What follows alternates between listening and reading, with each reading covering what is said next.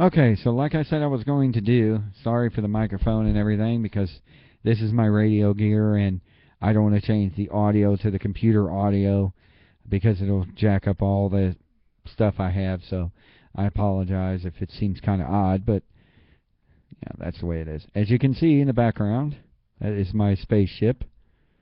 The blue lights.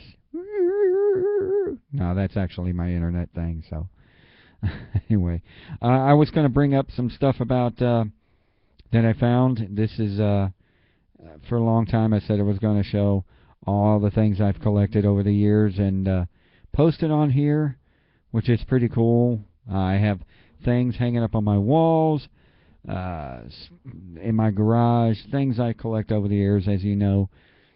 I used to have an eBay account where I would, we find them at flea markets, garage sales, Goodwill Pound Store. I used to collect stuff from Goodwill Pound Store. There's only one in Lubbock where you buy stuff and they charge by the pound, cents by the pound, so it was like 10 cents. But I found like a bunch of sunglasses one time in their cases, very expensive sunglasses, and I sold them for like $50 a piece on eBay. But that was a long time ago when I had an eBay account and selling on eBay, and I don't do that anymore because I was spending more money than I was collecting, so it's not worth it. But for the most part, everything I've gotten I've saved that I really wanted to keep. Over the years, I've always, like I said, I've always collected newspapers. I find newspapers are interesting because they got the whole story that the history books don't mention, which is the reason why I kept it. But I got about 2 weeks ago, I went to this flea market. This guy had a stack of newspapers. I went ahead and paid $5 for the whole stack. There was not a whole lot in them. Not a whole lot of stuff in the newspapers. Some, like, I found one in the stack that Jimmy Carter wins the presidency, so I was like, oh, somebody needs to throw that away. Who'd want to keep that after 1979 or 78? I don't know. But I guess I'll throw that one away. I'm only going to keep that. But somebody must have really liked them. But anyway, I found some cool stuff. I went through some of the newspapers pretty fast, and I found some cool stuff. Reason why I kept it and bought the whole stack for $5. I didn't go through everything, but I did finally go through them a few days later after I bought them. But one of them, the reason I wanted to keep it and buy them is one thing I found. If you look at it and see the date, find the date. It is July 1st, 1969. 1969. I don't know if it'll focus enough for that. But if you look at it, footprints on the moon. When the landing on the moon is. It's got a whole bunch of stuff about the moon landing and everything on there. It's when they first walked on the moon. And I'm probably going to frame it, hang it on my wall like all the other ones I got. I got the tragedy over Texas, the one with the space shuttle crashed over Texas. I might just hang this up along because I got two things that are pretty negative. 9/11 newspaper I still have and in memory, memorial and tragedy over Texas that I kept. I got tons of newspapers over the years that I've collected. They're in my garage. Plastic bags. One of them is Millennium newspaper that I got. It's still wrapped and sealed. 2000, January 1st, 2000. It covers actually everything over the last 100 years or so, maybe longer. I don't know. I haven't checked the entire newspaper, but I don't know. I just thought it was cool. But anyway, Dallas Morning News, and I didn't open it, so Dallas Times-Herald went out of business years ago, so that's kind of cool because it doesn't exist anymore. Sanger-Harris, if you can see that upside down, Sanger-Harris doesn't exist. But not anymore, I don't think. But you go through these newspapers and you find some pretty interesting stuff and stories you didn't know because history books don't tell you everything. They pretty much give you there's a bunch of news in here that gives you stories on what happened. That's the first walk on the moon. Nixon salutes their great feat. But in the stack of newspapers I thought was interesting, I found this hidden gem here, kind of a gem. If you can figure out what that is. Figure out who that is there. That's Governor Connally. And it says slain officer. Slain officer gives his all. Lieutenant Governor standby basis. Governor's wife tells of bullets. And I was going through this and I was like, oh, cool. As you can see, it is the date. We can figure it out on here. November 23rd, 1963. And for those of you that don't know what that is, let me find it. Oswald charged. That's right. It's the newspaper of Kennedy's assassination. This was the next day, so actually they, no internet and stuff like that, so it was kind of written the same day as the assassination for the next newspaper, overnight, whatever. But what I did find interesting in here that the history books didn't mention, I thought was weird, says Connally wanted president to call off trip to Texas. How odd is that? This was the same day. And what was really interesting also about this, it says, police heard no rumors of plot to kill president. Bookseller freed from smut charged. Shock, anger, prayer, coast-to-coast reaction. The president is dead. What I find interesting is how can they get the coast-to-coast reaction if it's the same day that quickly? There's no internet, so that's just odd. I don't know. Maybe it is, maybe it isn't. But it says police listening to posts not once picked up a whisper that an effort would be made to kill the president. Neither did the FBI nor the U.S. Secret Service, said Police Chief Jesse Curry. Certainly if we had heard any suspicious report, it would have been checked out, but we received none, Curry said. And it's real interesting that all of a sudden the newspaper on the same day, the night over, has said police listening post not since picked up any whisper that the president was going to be killed. Neither did the FBI, the U.S. Secret Service, or the police chief. I thought it was really odd that all of a sudden they got the answers of, they said, we didn't hear anything. All of a sudden, out of nowhere, this happens. So I thought that was kind of odd. But anyway, it's cool to have. This I'm probably not going to hang up because it's not the front page. It was like hidden in there. But it's got the reaction in Baltimore, reaction in Boston. Weird. They got the reactions all of a sudden. Senator Edward Kennedy, the stock market reaction, all that, and here was just the same day. They already got the reactions all over the world. Maybe they called different newspapers on the phone. I don't know. It's just odd. It is a little weird on that one. This I found at a yard sale. Now, as you know, I'm from Ohio, from Cincinnati. Most people know my show. I had a yard sale here in town, or found a yard sale here in town. And I thought it was really strange because I found two Ohio bottles. Ohio State Buckeyes. I think it's 1970, 69, somewhere around there.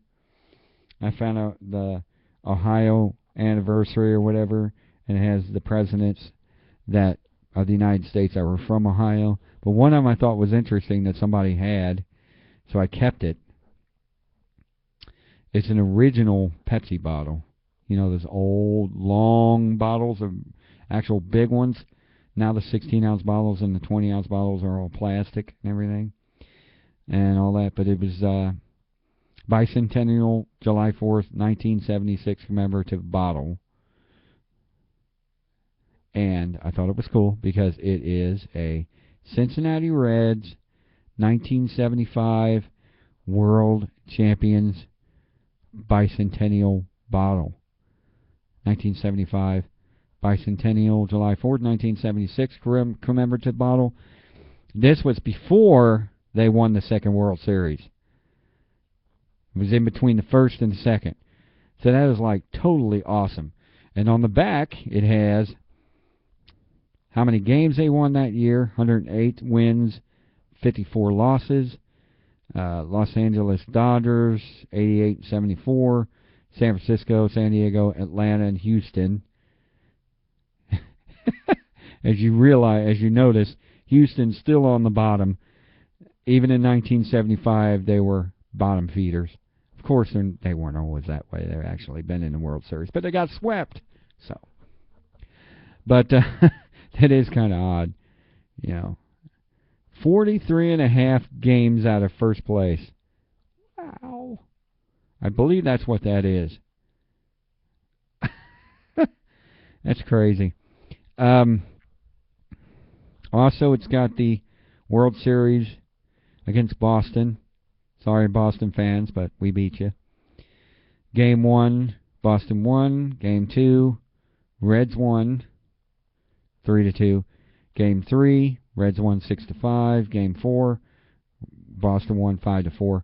Game 6, Reds 62. Game 7, wait a minute, 1, 2, 3, 4, 5, 6. No, Game 6, Reds 5.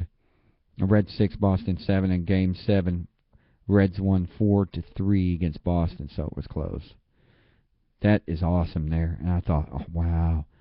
And, these bottles, they don't make anymore. That is the coolest thing. And I can't believe somebody here in town had one of these. How awesome is that? It's very, very hard to find something like these in Texas, as you know, Texas Tech. So imagine imagine how difficult it is to find stuff like this, especially here in town. You probably can't even find this in Ohio. That's why I love it. So that's one of the things I'll keep, never sell it. Ever, ever, ever. Because, I'm a Reds fan. Born and raised Reds fan. I'm a Rangers fan too, but Reds fan first. So, and Bengals fan first. Of course, Bengals fan all around because I'm not a Cowboys fan either. So, this I had to show you. I don't have nowhere to hide it, or not hide it, but anywhere to protect it. So I pretty much protect it in this plastic bag. Do you know what this is? Honestly, you can't. Actually, this is going to blow you away. This blew me away. When I saw this, I went, oh, like that. At the Goodwill Pound Store at the bottom of a barrel. Bottom of a barrel, I found this. I saw this laying at the bottom of a barrel. I noticed it was a scroll, and I go, oh, like that. What the hell was that? That's my reaction. Because I always find cool stuff in places like that. Look at this. Does this look old or what? Okay. July 4th, 1776. Okay. I thought, well, maybe it's a copy. And, it probably is. No big deal. It's probably just a copy. But it's cool to have, I don't know. I've never had it looked at. I've never had any experts look at it or whatever. But I'm telling you this. This is real parchment paper. First of all, it is a United States. Let me get my hand out of the way. The Declaration of the of the 13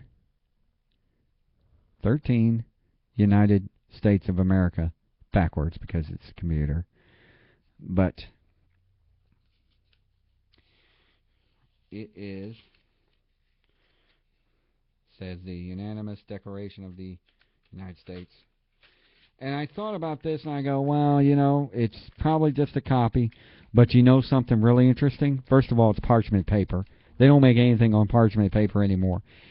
It is extremely old. And the reason I know this is because I barely touch this thing, barely do anything with it, and it is so brittle that it just pieces of it break apart. And I am scared to death of messing with this thing. Look at this. It may be a copy. As you know, some of the Declaration of Independence and all that was copied. And this is a...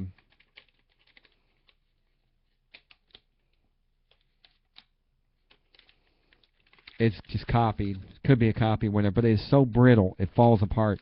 But the interesting thing about this is I went on the internet and looked this up. You know, these words and stuff like this, and the names, and, you know, some of the names are scribbled out and all that. And it looks like it's copied, whatever. You know, some of it's been copied. They've been all over the world, I heard, looking for copies. Because the copies disappeared. The copies that were made in the 1700s. But the interesting thing about this is, and I must close this very, very gently because it's very brittle. I don't like messing with this thing because it is so brittle. It falls apart so easily that I have to barely roll it because it is just... yeah, I don't like it. I mean, little bitty pieces fall. See, there was one tearing already. So I gotta put this back. Got to. So see the words. I hate messing with this thing. I gotta find something to put this in to protect it. Okay. Scares me. Anyway, this I found at the bottom of a barrel at a Goodwill pound store. Somebody had that they threw out. And I thought it could be a copy, could be nothing, but it's parchment paper. I can tell it's very, very old because it's very, very brittle. You see it on the very ends here. Inside, it's tearing, and it's real dark. It's real old, and it's tearing on the inside. See that? It's just barely touch it, and it falls to pieces. That's how you can tell that it's old, because it's the age of it. Even if it's 100 years old, it's just you barely touch it, and their pieces fall off of it. That's how old. That's why I don't want to mess with it anymore. So it could be a copy, could be nothing, could be no big deal. I don't care. It's not anything. But the cool thing about it is I looked this up, the copies on the internet, and there are some words on here that are not on the pictures of the ones I saw on the internet. I've seen this, several different ones on the internet, copies of this, and every single one of them has a different wording on it. This particular one has words that are crossed out, and underneath the words were spelled correctly. They put the regular word. This is more like a draft than the actual thing. It's a copy of the draft. It's not the final thing. It's the actual draft, and it's a copy of the draft. But there are words on it, like you see down there. There's some words there. But there will be like a word like this. It'll be scribbled out, and below it there'll be the actual real word or a different word that they put and replaced in there. Now, some of the copies on the internet that I saw, this word will be fine. There's nothing wrong with it. It won't be scribbled out, but mine will be. This word here will show on the internet. They'll show, if I look at a copy on the internet, it'll show this word here as scribbled out and redone, but on mine it isn't. So that's what sets mine apart from all the others. I have not found one on the internet that's exactly like this. Not one. Because some of the words on here that are found to be corrected are not on any other copies that I've seen, which makes this stand out differently than the ones I have noticed. Could be that maybe I haven't seen the one that's like this yet, but how many drafts do you think they made in 1776? I don't know. I have no clue. I have no clue anything about this stuff. It could be just somebody was playing with paper, parchment paper, and did this. I don't know, but I can tell you this. It may be 1700s. It may be 1800s. It may be early 1900s. But one thing I do know is this paper is old. It is not recent. Because one, it's parchment paper, which they don't use anymore. As far as I know, they don't. I haven't heard anybody using parchment paper in years, and if they do, it's extremely expensive. And two, it is so brittle around these edges when you open it up that the actual paper starts falling apart. That's how you can tell the age of paper. Let me put it back before I lose it, and I'll show you how. Show you what I mean. Just put this back so I won't destroy it. I gotta find... I'm just putting this paper so it won't get air in it. That's why I put it in the plastic bag. If anybody knows anything about it or knows somebody that can look at it from like a college professor or an antique dealer, or anybody that has experience, I'm talking about people that have experience in this knowledge, please let me know, because I ain't been able to figure it out yet. And I've had that since about 2005, 2006, maybe. No, I'd say 2004, because I moved back here in 2006, and I found that in Lubbock. So, age. Now, we're saying about age. If you look at this newspaper here, all paper does this years later. If you look at this newspaper, you see how the edges are brittle. When they're really, really old, they start getting brown and brittle. If you look at that, it's falling apart on the edge because it's old, brittle. And this is just 1963. It's still intact. It's still good. But that's just 1963. You've seen how brown and old that particular thing is that I found. This is 1963. That one there was extremely dark brown, and you barely touch it and it starts falling off like confetti. So I'm scared to death of using it. I have to put it away and hide it and make sure nothing else lands on top of it or moves around with it or crashes into it or anything like that, because I'm afraid I'm going to break something. It could be nothing, whatever. I still don't want it to fall apart. I still wanted to protect it. And if it's worth nothing, which it probably isn't worth anything anyway, it's probably nothing. What I want to do is I want to open it, put it in a glass case or something to that effect, and maybe frame it and give it to Irene, because she's a teacher and she could probably put it in her classroom and all that, because it's a cool piece to have just to show around in a classroom for kids. If it's not, and if it's actually something, oh, you need to do something about that, people start freaking out, then I want to be able to find a place to put that where it won't be damaged, because you never know. You never know about things nowadays. People, I mean, what about that guy years ago that found a treasure map in the back of a painting? It was like a pirate ship map that showed you where gold treasure was, and he got offers, $100,000, $200,000, $1 million. It kept going up. This guy kept getting offers till finally he just made copies of it and sold each copy for $1 million. That was brilliant. He didn't get rid of the original. He just sold the copies. Brilliant. I never would have thought of that. That is just amazing. That was a brilliant idea. So anyway, that's kind of interesting. So that's just 3 of the things that I found. I got so many of them, it's not even funny. So that I'm going to keep making these videos and showing you and talking about it on my show and everything. And hope you listen. It's the Nightbreed Show. Friday nights, 9 Central, Jackalope Radio, jackalope105fm.com. Click Listen Live. There are other cool shows on there and archives and everything if you want to listen to it. Plus the Mike Goat Together Show, which is me. Thursday night, 10 Central, you can listen to it, and sometimes we talk about things like this. Hope you enjoyed it, and hope you look at it and you say to yourself, that is just awesome. And maybe you'll say to yourself, oh, that sucks. I got one of those. Everybody I know has a 1975 Reds bottle. Who cares? Anyway. But anyway, it's cool history. I love history. I love collecting things like that because it was actually in the hands of people that were around at the time. You know, how many people the day of the assassination had those newspapers in their hand, or the man who walked on the moon, probably the guy that had the newspaper in his garage for years. Or, you know, how many hands did this bottle pass through?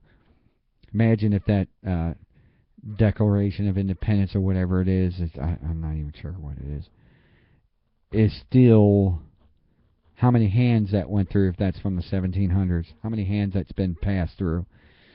But anyway, it's cool, and everyone that's touched these things has a story in their life, has been through a full life or been through life, and everyone has a story, and each piece has a story to tell, and each part of history, each object has a story to tell, and I find that fascinating, and that's why I love to do this. So anyway, check out the show, check out my videos.